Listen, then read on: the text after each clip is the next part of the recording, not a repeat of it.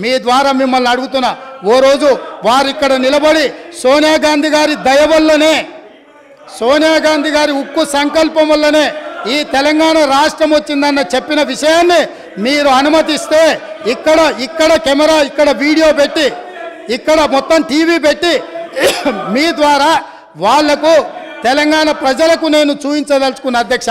ఇదే కాకుండా అధ్యక్ష, వస్తున్నా అక్కడికి కూడా వస్తున్నా, తొందరపడ అంత తొందర ఎందుకు? నీది కూడా మేనేజ్మెంట్ కోటానే తెలుసు కదా, ఆ గట్టిగా అరుస్తున్నాయని కూడా మేనేజ్మెంట్ కోటానే. సో అదేవిధంగా అధ్యక్ష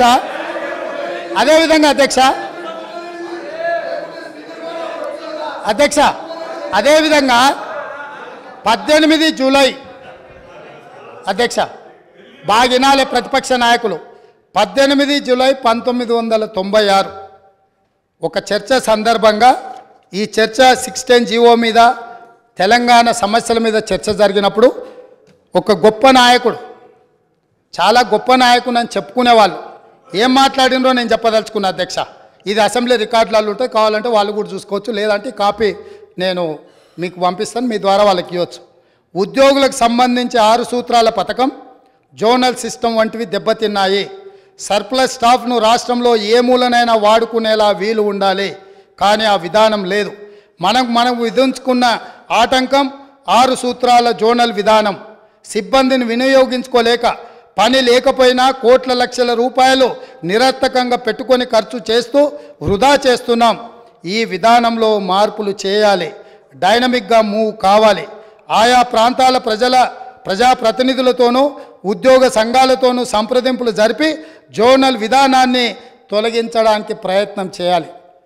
ఆనాడు 69 తెలంగాణ ఉద్యమంలో ఎంతోమంది అమరులై కేంద్ర ప్రభుత్వంతో కొట్లాడి నిటారుగా నిలబడి సాధించుకున్న జోనల్ విధానాన్ని, జోనల్ విధానం ద్వారా ఉద్యోగ ఉపాధి అవకాశాలలో తెలంగాణ వాటాను, కోటాను నిర్ణయం చేసి జోనల్ విధానం తీసుకొస్తే, ఈ 18 జూలై 1990 నాడు ఆనాడు మంత్రిగా ఉన్న శ్రీ గౌరవనీయులైన కల్వకుంట్ల చంద్రశేఖరరావు గారి ప్రసంగంలోని పాఠం ఇది. వారికి తెలంగాణ ప్రజల పట్ల, తెలంగాణ విధానాల పట్ల ఉన్న నిబద్ధత.